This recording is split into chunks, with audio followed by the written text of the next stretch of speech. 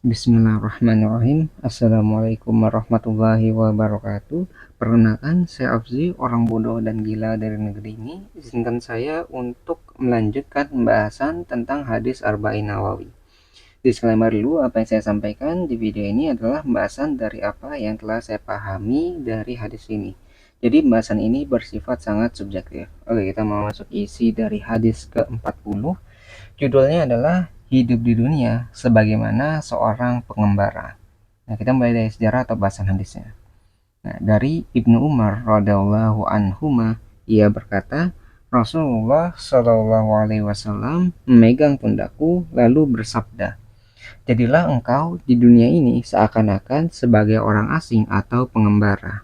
Lalu Ibnu Umar radhiyallahu anhuma berkata, "Jika engkau di waktu sore, maka janganlah engkau menunggu pagi, dan jika engkau di waktu pagi, maka janganlah menunggu sore. Dan pergunakanlah waktu sehatmu sebelum kamu sakit, dan waktu hidupmu sebelum kamu mati." Nah, pelajaran yang bisa kita ambil dari hadis ini, yang utama kita bahas dulu ya, maksud dari seorang pengembara atau seorang musafir. Jadi orang musafir tuh kayak orang yang melakukan perjalanan jauh dengan tujuan tertentu. Nah, misalnya musafir tuh kalau zaman modern mungkin kayak mudik lah, mudik ke misalnya ke kota yang berbeda, misalnya berbeda kota, berbeda pulau, itu kan memiliki jarak yang cukup jauh ya. Itu kan bisa kita umpamakan sebagai musafir. Jadi orang yang berjalan jauh, misalnya memiliki tujuan untuk silaturahmi, ya itu dalam mudik ya. Kita contohkan aja yang di masa modern seperti itu. Nah, seorang pengembara itu yang pertama kita harus tahu batas kemampuan dari uh, kita yang ingin mengembara itu. Jadi kan setiap orang memiliki batas masing-masing ya. Ada orang yang sehat, fisiknya kuat, itu bisa melakukan perjalanan yang jauh. Tapi ada juga orang yang misalnya udah dalam usia tua, itu kan nggak bisa berjalan jauh. Atau orang yang memiliki kekurangan fisik, misalnya kakinya nggak bisa berjalan, itu kan akan sulit untuk melakukan perjalanan jauh. Bisa, tapi tidak bisa melakukan dengan diri sendiri, harus dibantu dengan orang lain. Itu kalau misalnya zaman modern ya mungkin dia akan menjadi penumpang gitu. Tapi dia harus tahu batas kemampuannya sampai mana. Misalnya seorang anak-anak itu juga akan berbeda dengan orang dewasa batas kemampuannya. Gitu. Jadi jangan sampai kita tuh memaksakan perjalanan sehingga kita tidak sampai atau tidak tidak selamat gitu di perjalanan. Ya kita pertama harus tahu batas kemampuan dari masing-masing individu. Lalu seorang pengembara juga dia harus bisa menyiapkan bekal dan kendaraan yang digunakan. Misalnya bekal tuh bisa dalam bentuk makanan, bisa bentuk uang, bisa bentuk pakaian, itu bekal yang bisa kita bawa saat perjalanan. Lalu kendaraan apa yang bisa kita gunakan? Kalau misalnya dekat mungkin dengan berjalan kaki, apakah bisa gitu dengan jalan kaki? Kalau misalnya nggak bisa, apakah harus menggunakan motor, mobil, apakah dengan kapal atau pesawat? Nah, kita harus tahu kendaraan apa yang kita gunakan. Kalau misalnya kita nggak tahu nih kendaraan apa yang kita gunakan, kita mungkin akan lama sampainya atau bahkan tidak sampai gitu. Bisa sampailah pada waktu tempat tempat yang kita tuju itu. Jadi kalaupun sampai waktunya sangat-sangat lama gitu, jadi nggak efisien. Nah, kita harus tahu gitu bekal dan kendaraan yang kita gunakan ya, sebagai musafir. Nah, itu sangat-sangat penting. Nah, lalu seorang pengembara juga dia harus tahu barang-barang apa yang harus dikurangi supaya tidak menjadi beban yang tidak perlu. Bayangkan aja nih, misalnya kita contohkan mudik lah, mudik itu dalam tempat yang cukup jauh. Nah, kita harus menentukan kan di mana tempatnya, berapa lama kita harus tinggal dan sebagainya. Itu kan berarti nggak sampai kita misalnya bawa barang itu berlebihan. Misalnya kita cukup mau tinggal selama 3 hari di rumah orang tua kita, maka kita ya sediakan pakaian, misalnya makanan atau uang yang cukup untuk 3 hari itu. Gitu. Jadi kita jangan sampai membawa barang-barang yang tidak perlu, barang-barang yang akan menjadi beban kita ketika di perjalanan. Bayangin aja kalau misalnya kita uh, pakai mobil lah, mobil itu kan punya kapasitas lumayan. Kita nggak mungkin pakai mobil itu untuk membawa seluruh pakaian yang ada di rumah kita. Misalnya satu lemari kita bawa semua dalam mobil, itu kan nggak perlu juga, karena kita nggak bakal tinggal lama di rumah orang tua kita. Jadi misalnya kita cukup 3 hari, oke, 3 hari pakaian 3 hari, terus apakah ada oleh-oleh, terus selain pakaian tadi uangnya juga harus dipersiapkan gitu. Karena kalau misalnya nggak cukup, mungkin harus bayar tol gitu kan, atau nggak di perjalanan ada makanan atau dan sebagainya lah, itu harus dipersiapkan juga. Maka dari itu kita harus tahu barang-barang apa yang tidak kita perlu bawa. Jadi yang tidak diperlukan jangan sampai kita bawa, karena akan menjadi beban di perjalanan nanti gitu. Secukupnya aja. Nah, selain mengurangi beban, kita juga harus bisa ya, sebagai musafir itu harus mengantisipasi kegagalan di perjalanan. Jadi nah, kalau seorang pengembara itu harus memperkirakan kira-kira kalau misalnya di perjalanan tuh ada apa, ada kejadian apa yang bisa terjadi. Misalnya ya kita berharap hal itu tidak terjadi, tapi kalau misal terjadi, kita sudah siap dengan keadaan itu. Misal di jalan, pakai mobil nih ya. Nah, mobil itu kan kadang-kadang bannya bocor atau bannya pecah dan sebagainya, itu juga bisa terjadi kan di jalan, atau bannya kempes lah minimal. Jadi ya minimal kita harus mempersiapkan eh, kejadian-kejadian yang tidak diinginkan. Persiapkan ya, kayak misalnya ban bocor misalnya. Oke, berarti kita harus menyiapkan ban cadangan, atau misalnya ban kempes, kita siapkan pompa untuk memompa ban yang kempes. Gitu. Atau kalau misalnya untuk mesin itu kan bawa alat-alat dan sebagainya, supaya kalau misalnya tiba-tiba mati mesinnya di jalan, kita bisa memperbaikinya. Jadi kita mempersiapkan sesuatu yang mungkin terjadi di perjalanan itu sebagai seorang musafir ya. Kalau zaman dulu ya bakal berbeda dengan zaman sekarang gitu. Kalau zaman sekarang kan lebih modern gitu. Nah, setelah kita bisa mempersiapkan sesuatu nih atau enggak rintangan di jalan tuh ada apa aja, kita juga harus, yang paling penting salah satunya adalah ya sebagai pengembara kita harus tahu tujuan kita kemana. Ini sangat penting karena dengan mengetahui kemana kita akan berjalan, kemana kita akan menuju, itu kita bisa mempersiapkan apa saja yang kita butuhkan. Misalnya kita mau menuju kota A, kota A memiliki jarak yang sangat-sangat jauh, maka dibutuhkan waktu beberapa hari untuk menempuh perjalanan. Nah, ketika kita membutuhkan beberapa hari untuk menempuh perjalanan, maka kita harus menyiapkan hal-hal yang sesuai, kayak misalnya menyiapkan uang, menyiapkan makanan, menyiapkan fisik yang kuat saat perjalanan gitu, atau enggak uh, kita harus menyiapkan kendaraan yang bagus juga gitu. Jadi jangan sampai kendaraan itu rusak di tengah jalan, itu akan sangat sulit kan kalau misalnya uh, kendaraan itu misalnya rusak gitu, atau ya berhenti atau mogok di jalan, itu kan sangat-sangat menyusahkan perjalanan. Nah, setelah memiliki tujuan, seorang pengembara juga itu harus bisa menjaga perilakunya. Nah, perilaku, maksudnya perilaku, ya ketika kita singgah di suatu tempat, kita harus menjaga perbuatan kita atau perkataan kita. Nah, bayangkan nih, seorang pengembara itu adalah orang asing, orang yang tidak dikenal oleh misalnya suatu desa atau tempat tersebut. Nah, bayangkan kalau kita asal berbuat dan membuat masalah. Nah, ketika kita membuat masalah, itu kita akan dimusuhi satu desa tersebut. Jadi itu akan sangat-sangat sulit.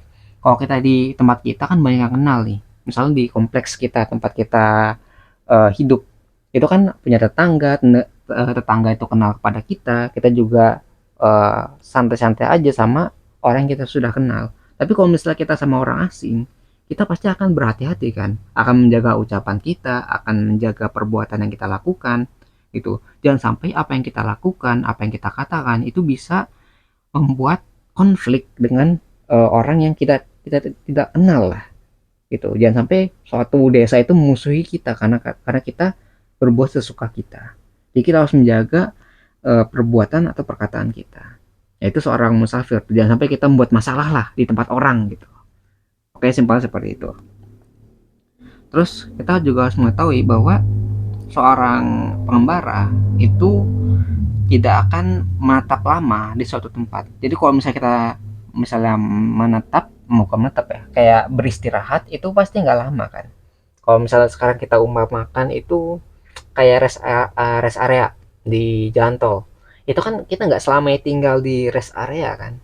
Kita pasti kayak oke ke rest area, kita misalnya menyiapkan bekal, misalnya membeli barang ya kan, biasanya di rest area itu ada tempat perbekalan atau kita beristirahat gitu sementara, supaya untuk memulihkan supaya memulihkan stamina gitu. Jadi jangan sampai kita di perjalanan tuh ngantuk dan menyebabkan kita kecelakaan gitu kan. Itu di rest area, tapi kan nggak sampai kita berhari-hari tinggal gitu kan di rest area. Paling nggak sampai 1 hari lah, mungkin ya 8 jam lah untuk tidur kalau misalnya ingin istirahat. Atau kalau nggak mau istirahat sekalipun, pasti kita menyiapkan bekal atau misalnya membeli makanan di sana gitu. Ada yang misalnya mau mau ke toilet gitu, dan juga misalnya kadang ada masjid juga gitu, atau tempat tempat untuk ibadah kan, itu juga bisa dilakukan di tempat rest area. Tapi di rest area kita tidak akan selamanya tinggal, kita harus terus bergerak ke tempat tujuan yang kita tuju gitu. Jadi sementara doang ya, untuk memulihkan tenaga, memulihkan bekal gitu ya, untuk menempuh perjalanan selanjutnya sampai kita ke tujuan yang kita inginkan. Jadi kita nggak bakal tinggal selamanya, jadi hanya sementara itu. Jadi seorang penggambar itu ya seperti itu, seperti yang kalau kita tuh cuma sementara di kehidupan ini, kita akan ke tempat di mana kehidupan kita eh, abadi di akhirat nanti. Jadi diibaratkan kita tuh sedang mengembara nih di dunia ini, apa yang kita perbuat, apa yang kita lakukan, itu akan menjadi bekal kita di akhirat nanti. Jadi kita harus mempersiapkan semua bekal kita di dunia ini yang sangat-sangat singkat, sementara, dan tidak selamanya gitu. Jadi ketika kita tidak tahu hidup ini itu tidak selamanya, maka kita akan mempersiapkan bekal sebanyak mungkin untuk kita bawa di hari kemudian, di akhirat nanti gitu. Jangan sampai kita di akhirat nanti kita tidak memiliki bekal yang cukup, karena ketika kita sudah di akhirat nanti kita tidak bisa menyiapkan bekal lagi karena udah ketutup tuh hal-hal untuk yang beramal, kecuali yang amal jariah lah, misalnya seperti itu. Kita mau beramal nggak bisa, kita hanya bisa ya bergantung pada amal jariah yang telah kita lakukan di dunia. Selebihnya udah nggak bisa lagi gitu. Kalau misalnya kita punya amal jariah ya masih beruntung lah, masih ada apa ya, kayak passive income tuh kayak dana yang bisa kita ambil gitu, amal-amalan yang bisa kita ambil setelah kita uh, meninggal. Ya amal jariah itu kayak misalnya sedekah, terus misalnya punya anak yang berbakti gitu, atau enggak ilmu yang bermanfaat lah gitu. Itu bisa nanti kalau misalnya masih bermanfaat di dunia, itu amal-amalnya bisa kita bawa nanti di akhirat, itu menjadi bekal tambahan lah amal jariah itu. Lalu setelah kita membahas perkataan atau sabda Rasul, kita juga akan membahas tentang perkataannya Ibnu Umar. Jadi Ibnu Umar di sini berkata bahwa saat di waktu sore jangan menunggu waktu pagi dan sebaliknya. Nah, maksud dari perkataan Ibnu Umar itu kita tuh jangan sampai menunda pekerjaan atau ibadah yang bisa kita lakukan saat saat ini. Misalnya ada ibadah nih di waktu pagi, maka kita jangan sampai tunda di waktu pagi tersebut hingga waktu sore dan sebaliknya gitu. Jadi jangan sampai kita menunda pekerjaan kita, simpel seperti itu. Karena ketika kita menunda berarti kan kita kayak menumpuk pekerjaan di waktu lain, kita tidak menyelesaikan apa yang menjadi tugas kita atau kewajiban kita. Nah, hal ini sangat penting dan harus digarisbawahi untuk menyiapkan kematian yang datang tidak terduga. Jadi kita harus kan, karena kita sudah melaksanakan nih, misalnya waktu sholat itu kan waktunya terbatas kan, maka kita segera mungkin untuk melaksanakan sholat. Itu jangan sampai kita menunda, sebelum kita melaksanakan sudah meninggal. Kita kan nggak pernah tahu gitu kapan ajal itu datang. Maka dari itu kita jangan sampai menunda. Ketika kita mampu untuk melaksanakan ibadah atau pekerjaan kita, maka laksanakanlah di waktu itu, kalau bisa diselesaikan, sehingga kita tidak menjadi beban tambahan di waktu berikutnya gitu. Nah, ini juga sangat penting karena ya kita nggak tahu, misalnya kalau ibadah itu ajal kita datangnya kapan, tiba-tiba kita mau nunda ibadah misalnya sholat dan sebagainya, tiba-tiba keselak lagi makan gitu terus meninggal gitu kan, kita nggak pernah tahu. Lalu tiba-tiba di jalan ada kecelakaan gitu, kita juga nggak tahu karena ajal tuh nggak pernah tahu datangnya kapan. Maka dari itu jangan sampai menunda ibadah yang bisa kita lakukan di waktunya. Gitu. Lalu Ibnu Umar juga berkata tentang gunakan waktu sehat sebelum sakit. Nah, berarti di sini eh, pesan yang bisa kita ambil bahwa kita harus memaksimalkan usia produktif kita, usia di mana kita tuh masih bisa melaksanakan ibadah sebanyak yang bisa kita mampu untuk lakukan. Jadi waktu kita sehat itu kan kita misalnya mampu untuk sholat duha, maka laksanakanlah waktu sholat duha itu. Jadi sholat duha itu kita maksimalkan misalnya, karena belum tahu mungkin kita di waktu berikutnya kali kita sakit sehingga kita akan sulit untuk melaksanakannya. Saat kita misalnya masih muda gitu ya, masih bisa melaksanakan sholat tahajud, maka laksanakanlah, karena mungkin di waktu tua nanti gitu, waktu kita sakit itu akan sulit untuk melaksanakannya. Jadi bukan berarti saat kita sakit itu kita nggak bisa beribadah. Kita bisa beribadah, tapi kan akan sulit, akan lebih berat lah saat kita melaksanakan ibadah. Makanya kalau misalnya lagi sakit, apapun aktivitasnya itu akan terasa menjadi lebih berat. Misalnya saat jalan, kita normal kan jalan biasa gitu kan. Tapi kalau kaki kita sakit misalnya, itu akan sangat sulit kan. Yang namakan berjalan aja itu sangat-sangat sulit. Gitu. Itu simpel seperti itu. Gitu. Untuk berdiri aja nggak bisa mungkin kayak gitu. Jadi jangan sampai waktu sehat kita itu kita sia-siakan untuk hal-hal yang tidak kita perlukan. Jadi maksimalkanlah waktu yang produktif, waktu yang masih kita bisa sehat gitu, untuk waktu untuk ibadah kita, untuk aktivitas kita, untuk pekerjaan kita dan sebagainya.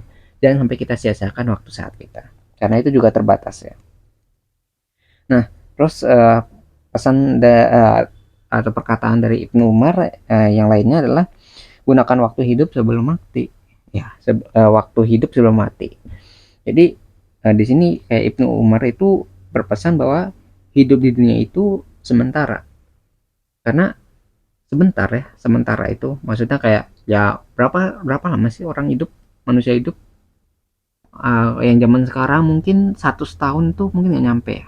Mungkin zaman dulu ada yang sampai ribuan tahun gitu ya. Kita melihat Nabi Nuh gitu yang bisa berdakwah sampai 900 tahunan, itu kan sangat-sangat lama. Itu orang zaman dulu ya. Tapi orang-orang zaman sekarang mungkin 100 tahun aja udah nggak nyampe. Bayangin aja kayak kita umur 80 tahun tuh pasti udah sangat sulit lah mau beraktivitas, mau ngapain, mau ya ngapa-ngapain tuh sangat sulit lah. Maka dari itu kita harus memanfaatkan hidup kita itu semaksimal mungkin juga untuk beribadah. Karena hidup itu adalah suatu kesempatan atau kita bisa bilang sebagai berkah. Jadi kan setiap orang tuh memiliki kesempatan yang berbeda ya dalam hidupnya. Ada yang hidup 50 tahun, ada yang 60 tahun, ada yang 70 tahun gitu. Berbeda-beda. Maka kita harus memanfaatkan kesempatan tadi untuk menyiapkan bekal sebanyak mungkin yang bisa kita bawa untuk di akhirat nanti. Gitu. Jangan sampai kita tuh menyesal di akhirat nanti dengan apa yang kita lakukan di dunia. Bagaimana juga kalau kita dapat waktu 50 tahun nih. Kita dengan 50 tahun tuh kita bisa ngelakuin apa aja gitu. Jangan sampai dengan waktu 50 tahun itu kita tidak bisa membawa apa-apa di akhirat nanti. Atau sekiranya dengan 50 tahun itu bekalnya nggak cukup untuk di akhirat nanti. Jadi kita malah bukan yang ngebawa bekal, tapi malah ngebawa beban gitu. Jangan sampai seperti itu. Jadi kita harus menyiapkan bekal sebanyak mungkin dan kalau bisa mengurangi beban gitu. Kalau bisa dibawa bebannya ya berarti nggak masalah gitu, karena bekalnya lebih banyak gitu. Tapi kalau misal bebannya lebih banyak itu akan jadi masalah di akhirat nanti. Beban tuh banyak ya, beban itu kayak di akhirat nanti ya mungkin ada bentuk dalam bentuk tanggung jawab, ada yang bentuk uang, ada yang bentuk sebagainya lah. Jadi apa yang dititipkan oleh Allah kepada kita itu akan jadi tanggungan kita di akhirat nanti. Misalnya Allah menitipkan tangan, nanti kita harus mempertanggungjawabkan apa yang telah dilakukan tangan kita di akhirat nanti. Dengan mata, telinga, mulut, hidung dan sebagainya, apa yang dititipkan oleh Allah itu akan menjadi beban kita di akhirat nanti. Gitu. Jangan sampai kita melakukan semena-mena lah dengan nikmat sekarang sehingga kita harus mempertanggungjawabkan di akhirat nanti. Itu jadi bakal jadi beban lah. Jangan sampai kita menjadi orang-orang yang celaka atau merugi di akhirat nanti.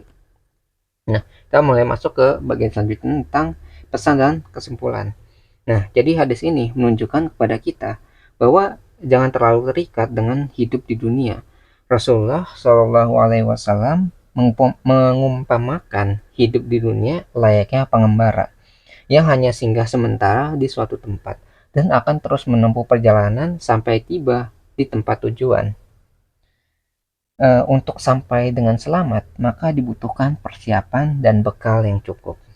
Semoga setelah mempelajari hadis ini, kita mulai hidup selayaknya pengembara, menentukan tujuan sebenarnya di dalam hidup ini, dan menyiapkan bekal yang cukup untuk menempuh perjalanan tersebut.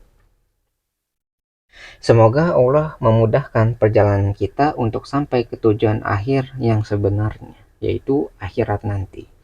Amin, amin ya rabbal alamin. Nah, mungkin sekian ya pembahasan pribadi saya yang bisa saya sampaikan mengenai hadis ke-40 dari buku Arba'in Nawawi. Nah, sebelum saya iri, saya ingin menyampaikan bahwa jika ada kebenaran di video ini, maka itu semua bersumber dari Tuhan Yang Maha Kuasa, dan jika temukan banyak kesalahan ataupun kekurangan di video ini, maka itu semua bersumber dari diri saya pribadi. Di channel kita juga ada moto, jangan didengar, jangan dipercaya, ragukan segala pilihan, dan selalu buktikan bahwa pendapat saya salah. Lalu jelaskan di mana letak kesalahannya. Saya menunggu jawaban Anda, wahai orang-orang pintar dan waras di luar sana, karena orang yang bodoh dan gila ini sangat membutuhkan bantuan kalian.